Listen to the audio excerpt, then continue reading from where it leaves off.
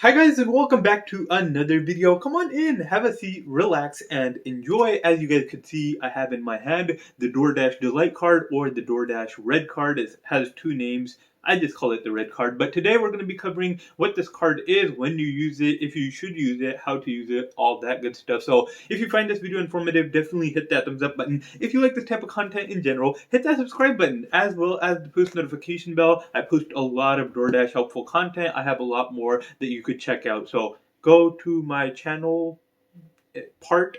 I don't know what the part is called. Channel catalog, and you could find a lot of helpful Doordash content there. But without further ado, what is this? So after about 2 weeks of starting Doordash, you get the Doordash hot bag and you get the Doordash Delight card, some hand sanitizer, and a mask. And the Doordash Delight card is used in two situations. So the first situation is when you go to a restaurant, you receive an order, you go to a restaurant, the customer said they ordered something, the restaurant doesn't seem to think they've ordered anything, in which case you order for them, use the DoorDash Red card to pay, and then take the order to them, and DoorDash and the customer can handle the financial situation later on.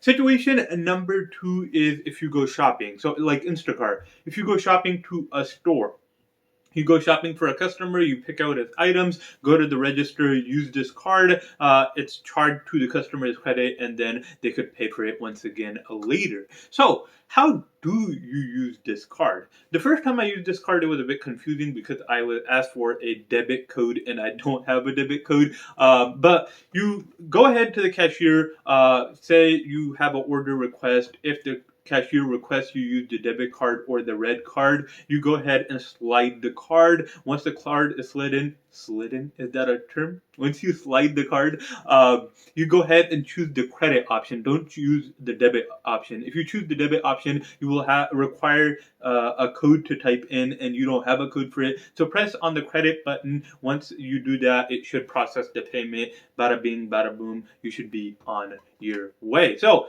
is it worth using? Most of the time, I don't like using the red card because it's just an additional step. I like to go to orders that have already been paid for and just pick up the order and take it to the customer's house. It just is much simpler that way. You don't have to pay. You don't have to worry about having the card with you. But from time to time, you do get these orders where you actually have to go do the shopping from a store, or get a bit of confusion where you accept the order, you go to a restaurant, and there's a bit of confusion where the customer doesn't really get through to the restaurant and they really don't process the order accurately, in which case you could either cancel the order or you could use the red card to pay.